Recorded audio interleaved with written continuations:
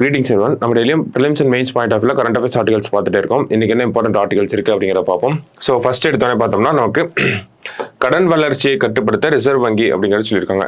So reserve வங்கி சமீப காலங்களில் பார்த்தோம்னா நமக்கு இந்த பேடிஎம் பேமெண்ட்ஸ் பேங்க் இந்த மாதிரி நிறைய நிறுவனங்கள் மேலே நிறைய பெனால்ட்டிஸ் வந்து போட்டிருக்காங்க, நிறைய ரெஸ்ட்ரிக்ஷன்ஸ் வந்து போட்டிருந்தாங்க. ஏன்னா அந்த மாதிரியான நிறுவனங்கள் வந்து சரியான முறையில் வழிமுறைகளை ஃபாலோ பண்ணாமல், கைட்லைன்ஸை ஃபாலோ பண்ணாமல் இருக்காங்கன்னு சொல்லி அவங்களுக்கு நிறைய டைம் கொடுத்துருப்பாங்க. அந்த டைமுக்குள்ளே அவங்க அந்த தவறுகளை திருத்திக்கணும் அப்படிங்கிறது சொல்லியிருப்பாங்க. அப்படி பண்ணாத நிறுவனங்களுக்கு நிறைய பெனால்ட்டிஸ் அப்படிங்கிறத போட்டிருந்தாங்க. ஸோ அந்த மாதிரியான நடவடிக்கைகள் இந்தியாவோட அந்த ஃபினான்சியல் சிஸ்டம்ல என்ன இம்பாக்ட் கிரியேட் பண்ணும் அப்படிங்கிறத சொல்லியிருக்காங்க. ரிசர்வ் வங்கியின் புதிய நடவடிக்கைகள் மிகவும் வலுவான மற்றும் வெளிப்படையான நிதி அமைப்பை உருவாக்குகின்றன, ஒரு ஸ்ட்ராங்கான ஒரு டிரான்ஸ்பேரண்டான ஃபினான்சியல் சிஸ்டத்தை உருவாக்குது அப்படிங்கிறத சொல்றாங்க. ஆனால் அதிகரித்த ஒழுங்குமுறை வளர்ச்சியை தடுக்கும் ஆபத்து உள்ளது. மேலும் நிதி நிறுவனங்களுக்கான மூலதன செலவு உயரும். ஸோ ஓவரா ரெகுலேட் பண்றதுங்கிறது ஒரு ஆபத்தாக தான் இருக்கும் அப்படிங்கிறது சொல்றாங்க.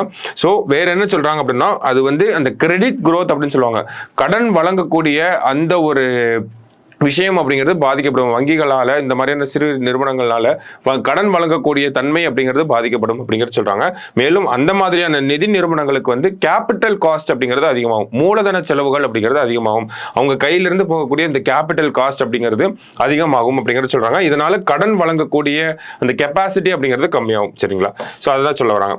அடுத்தது, ரிசர்வ் வங்கியின் நடவடிக்கைகள் கடன் அளிப்பவர்களுக்கான இணக்க செலவுகளை அதிகரிக்க வழிவகுக்கும் மற்றும் சிறிய நிறுவனங்கள் போட்டியிடும் திறனை கட்டுப்படுத்தும். அதே வேளையில் இது அதிகப்படியான கடன் வழங்கும் நடைமுறைகளையும் கட்டுப்படுத்தும். ஸோ அதான் சொல்றாங்க. ஸோ இந்த மாதிரி ஓவர் ரெகுலேஷன் அப்படிங்கிறது ஸோ என்ன சொல்றாங்க, இந்தியாவோட அந்த லோன் கொடுக்கக்கூடிய அந்த கிரெடிட் கெப்பாசிட்டி அப்படிங்கிறது ரொம்பவே அஃபெக்ட் பண்ணும். அதே மாதிரி சின்ன சின்ன நிதி நிறுவனங்களாக இருக்கக்கூடிய அந்த நிறுவனங்களுக்கு மேலே நிறைய பெனால்டிஸ், நிறைய ரெகுலேஷன் போடுறத வந்து அவங்களோட போட்டித்தன்மை, காம்படிட்டிவ்னஸை வந்து கம்மி பண்ணும் அப்படிங்கிறத சொல்றாங்க. அடுத்தது, இறுக்கமான பணப்புழக்கத்துடன் இணைந்து ரிசர்வ் வங்கியின் புதிய நடவடிக்கைகள் 2025 நிதியாண்டில் கடன் வளர்ச்சியை கட்டுப்படுத்தும். ஸோ ஒரு இன்டென்ஸ் லிக்விடிட்டி அப்படிங்கிறது சொல்லுவாங்க. ஓகேவா? ஸோ அதனால என்ன ஆகும் அப்படின்னு பார்த்தோம்னா, 2025 ஆண்டில் அந்த கடன் வளர்ச்சி அப்படிங்கிறது கம்மியாகும் சொல்றாங்க. அது எவ்வளவு சதவீதம் கம்மியாகும் அப்படின்னு பார்த்தோம்னா, 2024 வந்து 16% இருக்கக்கூடிய அந்த கிரெடிட் growth அப்படிங்கிறது 2025 அது 14% கம்மியாகிறதுக்கு அதிக வாய்ப்புகள் இருக்கு அப்படிங்கிறத சொல்லியிருக்காங்க. சரிங்களா? ஸோ இந்த ரிசர்வ் வங்கியோட நடைமுறைகள்னால என்ன ஆகும் அப்படிங்கிற அந்த ஒரு ரெகுலேஷன் அப்படிங்கிறத பண்றாங்க. அது வந்து ஒரு சைடு வந்து ஃபினான்சியல் சிஸ்டம் டிரான்ஸ்பேரண்டாகவும் ராபஸ்டாகவும் இருக்கிறதுக்கு யூஸ் ஆனாலும், இன்னொரு சைடு வந்து அது ஃபினான்சியல் செக்டார்னு பொறுத்த வரைக்கும் பார்க்குறப்போ அது கிரெடிட் growthல வந்து அஃபெக்ட் பண்ணும். ஏன்னா அந்த நிறுவனங்கள் மேல அதிகப்படியான பெனால்டிஸ் போடுறாங்க. அதனால அந்த நிறுவனங்களுக்கு அதிகமா கேபிட்டல் காஸ்ட் அப்படிங்கிற அவங்களுக்கு கையிலிருந்து போகக்கூடிய அமௌண்ட் அப்படிங்கிறது அதிகமாகுது. இதனால என்ன ஆகுது, இன்டைரக்டா அவங்க அந்த நிறுவனங்களோட கடன் வழங்கக்கூடிய கெப்பாசிட்டி அப்படிங்கிறது கம்மியாகுது அப்படிங்கிறத இந்த ஒரு அனாலிசிஸ்ல சொல்லியிருக்காங்க. சரிங்களா? ஸோ அதுதான், வேற எதுவும் இல்லை. நிறுவனங்கள் ஆர்பிஐ வந்து அதிகப்படியான இந்த பெனால்டிஸ், இந்த ஒரு ரெகுலேஷனை பண்றதுனால நிறுவனங்கள்னால அதிகமா கடன் வழங்க முடியாம போகிறதுக்கு ஆபத்துகள் இருக்கு அப்படிங்கிறதா சொல்லியிருக்காங்க. அடுத்தது, இந்தியாவின் வேலை வாய்ப்பு சூழ்நிலை அப்படிங்கிறது சொல்லியிருக்காங்க. எம்ப்ளாய்மெண்ட் சினாரியோ பத்தி சொல்றாங்க. சர்வதேச தொழிலாளர் அமைப்பு ILO மற்றும் மனித வளர்ச்சி நிறுவனம் அப்படிங்கிற இன்ஸ்டிடியூட் ஆஃப் ஹியூமன் டெவலப்மெண்ட் அப்படின்னு சொல்லுவாங்க. ஸோ இவங்க ரெண்டு பேரும் சேர்ந்து வெளியிட்டிருக்காங்க ஒரு வேலை வாய்ப்பு அறிக்கை அப்படிங்கிறது, இந்தியா வேலை வாய்ப்பு அறிக்கை 2024 அப்படின்னு சொல்றாங்க. அதன்படி இந்தியாவில் வேலையற்ற இளைஞர்களிடையே இடைநிலை அல்லது உயர்கல்வி பெற்றவர்களின் பங்கு 2000 ஆண்டில் 35.2% இருந்து 2022 65.7% இருமடங்காக அதிகரித்துள்ளது. அதாவது செகண்டரி ஆர் அதுக்கு மேல ஹையர் எஜுகேஷன் முடிச்சவங்களோட அந்த ஒரு அன்எம்ப்ளாய்மெண்ட் அப்படிங்கறத எடுத்து பார்க்கறாங்க. அன்எம்ப்ளாய்மெண்ட் அப்படிங்கறத செகண்டரி எஜுகேஷன் 12th முடிச்சுட்டு அடுத்தது காலேஜஸ் முடிச்சிருப்பாங்க இல்லையா? ஸோ அந்த செட் ஆஃப் பீப்புளோட அன்எம்ப்ளாய்மெண்ட் எடுத்து பார்க்கறாங்க. அது 2000 ஆண்டுல வந்து நமக்கு 35% இருக்கு. அது இப்போ எவ்வளவா ஆயிருக்கு அப்படின்னு பார்த்தோம்னா 65.7% இன்க்ரீஸ் ஆயிருக்கு அப்படிங்கிறது சொல்றாங்க. ஓகேவா? ஸோ நாட்டின் வேலையற்ற தொழிலாளர்களில் கிட்டத்தட்ட 83% இளைஞர்கள் என்று அறிக்கை கூறுகிறது. ஸோ இந்த குரூப் ஆஃப் பீப்புள் தான் நாட்டில் வந்து அதிகப்படியான அன்எம்ப்ளாய்டு பீப்புள்ஸா இருக்காங்க. யார் அப்படின்னு பார்த்தோம்னா 12th முடிச்சுட்டு அந்த ஹையர் எஜுகேஷன்ல இருக்கக்கூடிய அந்த செட் ஆஃப் பீப்புள் இருக்காங்க இல்லையா, அவங்க தான் அதிகப்படியான இந்த ஒரு அன்எம்ப்ளாய்மெண்ட்டுக்குள்ள இருக்காங்க அப்படிங்கிறது சொல்றாங்க. ஸோ வேற என்ன இதுல இந்த ஒரு ரிப்போர்ட்ல வந்து சொல்லியிருப்பாங்க அப்படின்னு பார்த்தோம்னா, இந்தியாவோட அன்எம்ப்ளாய்மெண்ட்டை ஃபுல்லா அனலைஸ் பண்ணியிருப்பாங்க. ஓகேங்களா? ஸோ இயர் 2000ல நமக்கு 35 இருந்தது, இப்போ 65% ஆயிருச்சு. அப்போ அதுக்கான காரணங்கள் என்ன அப்படின்னு பார்த்திருக்காங்க. ஸோ அந்த வகையில் பார்க்குறப்போ இந்தியா வந்து ஒரு யங்கஸ்ட் நேஷனா இருக்காங்க. யங்கஸ்ட் நேஷனா இருக்கனால நம்ம கிட்ட அதிகப்படியான யங்ஸ்டர்ஸ் இருக்காங்க, படிச்ச யங்ஸ்டர்ஸ் அதிகமா இருக்காங்க.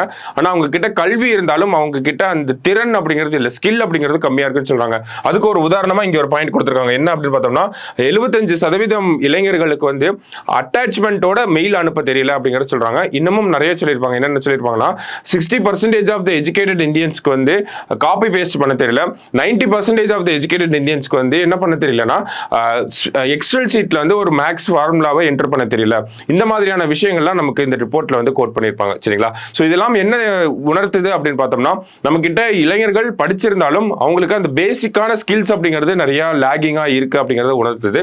அதே மாதிரி பார்த்தோம்னா, நல்ல படிச்ச யங்ஸ்டர்ஸ்லாம் என்ன சொல்றாங்க, தரமான வேலை வாய்ப்புகள் இல்லாதது இளைஞர்களிடையே, குறிப்பாக உயர்கல்வியை அடைந்தவர்களிடையே அதிக அளவில் வேலையின்மை பிரதிபலிக்கிறது என்று அறிக்கை குறிப்பிட்டது.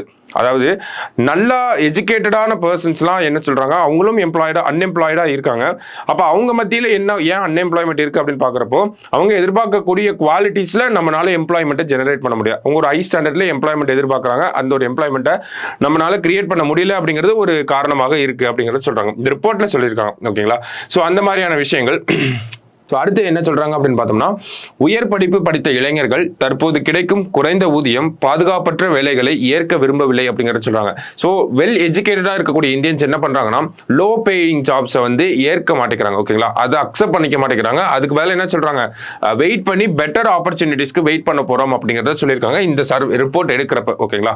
ஸோ லோ பேயிங் ஜாப்ஸை ஹைலி எஜுகேட்டட் இந்தியன்ஸ் வந்து அக்செப்ட் பண்ணிக்க மாட்டேங்கிறாங்க. பட் ஸ்டில் அது நிறைய பேர் அக்செப்ட் பண்ணிக்கிட்டாலுமே இந்த ஒரு சினாரியோ அப்படிங்கிறது நிலவிக்கிட்டு தான் இருக்கு அப்படிங்கறத சொல்லியிருக்காங்க. சோ அடுத்து வேற என்ன சொல்றாங்கன்னா, தொழிலாளர் சந்தையில் கணிசமான பாலின இடைவெளியின் சவாலையும் நாடு எதிர்கொள்கிறது அப்படிங்கறத சொல்றாங்க. சோ அன்எம்ப்ளாய்மெண்ட்டுக்கு இன்னொரு ரீசன் என்ன, லேபர் ஃபோர்ஸ், அந்த லேபர் மார்க்கெட்ல வந்து நமக்கு பாலின இடைவெளி, ஜெண்டர் கேப் அப்படிங்கிறது பெர்சிஸ்டன்டா இருக்கு அப்படிங்கறத சொல்றாங்க. அதாவது அதிகப்படியான பெண்கள் வேலைக்கு வரதில்லை அப்படிங்கறதையும் சொல்ல வராங்க. சரிங்களா? சோ அதுவும் இந்தியாவில் அந்த அன்எம்ப்ளாய்மெண்ட் சினாரியோக்கு, ஓகேங்களா, அன்எம்ப்ளாய்டா இருக்கிறதுக்கு ஒரு காரணமாக இருக்கு அப்படின்னு சொல்றாங்க. சோ அடுத்தது இந்த பட்டியலிடப்பட்ட சாதிகள் மற்றும் பழங்குடியினர்களுக்கு வேலை வாய்ப்புக்காக நிறைய நடவடிக்கைகள், கொள்கைகள் எல்லாம் இருந்தாலுமே அவங்களோட அந்த வேலை வாய்ப்பு அப்படிங்கிறது கம்மியா இருக்குன்னு சொல்ல வராங்க. ஓகேங்களா? சோ வேற என்ன சொல்றாங்க அப்படின்னு பார்த்தோம்னா, பட்டியலிடப்பட்ட சாதிகள் மற்றும் பழங்குடியினர் பொருளாதார தேவையின் காரணமாக வேலையில் அதிக பங்கேற்பை கொண்டுள்ளனர். ஓகேவா? சோ அவங்க நிறைய வேலையில இருக்காங்க. ஓகேங்களா? பட்டியலிடப்பட்ட மற்றும் பழங்குடியினர் சமூகத்தில் சேர்ந்தவங்க நிறைய பேர் வேலையில இருக்காங்க. ஆனாலும் குறைந்த ஊதியம் பெறும் தற்காலிக சாதாரண கூலி வேலை மற்றும் முறைசாரா வேலைகளில் அதிகமாக ஈடுபட்டுள்ளனர். சோ அவங்க வேலையில அதிகமா இருக்காங்கன்றதை நம்ம சொல்லிட முடியாது. அது என்ன மாதிரியான வேலையில இருக்காங்க அப்படிங்கிறதையும் நம்ம நோட் பண்ணணும். அது என்ன மாதிரியான வேலைகளா இருக்கு அப்படின்னு பாக்குறப்போ, நமக்கு குறைந்த ஊதியம் தரக்கூடிய வேலை, தற்காலிக வேலையா, முறைசாரா பணியாளர்களா தான் இருக்காங்க அப்படிங்கிறதையும் சொல்லியிருக்காங்க. சரிங்களா? சோ இந்த ஒரு ஆர்டிகலை பொறுத்த வரைக்கும் இந்தியாவோட எம்ப்ளாய்மெண்ட், அன்எம்ப்ளாய்மெண்ட் அப்படிங்கிறத சொல்லியிருக்காங்க. அன்எம்ப்ளாய்மெண்ட்டுக்கு என்ன மாதிரியான காரணங்கள்லாம் இருக்கு, இந்தியாவோட எஜுகேட்டட் இந்தியன்ஸ் அதிகமா இருக்காங்க, ஆனா அவங்க கிட்ட ஸ்கில் கிடையாது. ஸ்கில் இருக்கக்கூடிய இந்தியன்ஸ் தேடக்கூடிய குவாலிட்டியான ஜாப்ஸ் இந்தியா கிட்ட கிடையாது. ஜெண்டர் கேப் அப்படிங்கிறது அதிகமா இருக்கு. எஸ்சி எஸ்டி சமூகத்தை சேர்ந்தவங்க அதிகமா வேலைக்கு போனாலும் அவங்க முறைசாரா பணியாளர்களா இல்லாம இருக்காங்க. சோ அப்ப இந்த மாதிரியான ப்ராப்ளம்ஸ்லாம் நாங்க இந்த ரிப்போர்ட்ல ஐடென்டிஃபை பண்ணிருக்கோம் அப்படின்னு சொல்லி ILO சொல்லியிருக்காங்க. அப்ப இந்த ரிப்போர்ட்டை எடுத்து வச்சு அரசாங்கம் ஸ்டடி பண்ணி எங்கெல்லாம் ப்ராப்ளம் இருக்கோ அதெல்லாம் ஐடென்டிஃபை பண்ணி அதுக்கான ஸ்கீம்ஸை வந்து கொண்டு வருவாங்க. சரிங்களா?